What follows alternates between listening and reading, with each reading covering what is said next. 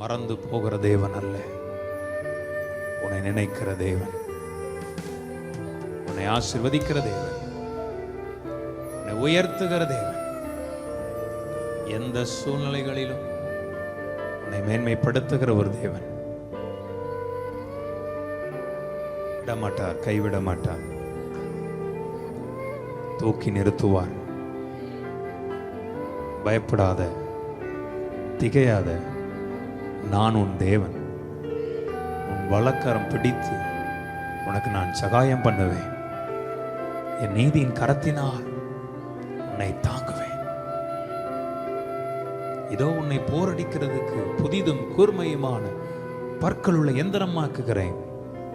நீ மலைகளை மிதித்து நொறுக்குவாய், குன்றுகளை தவிடுபொடியாக்குவாய்.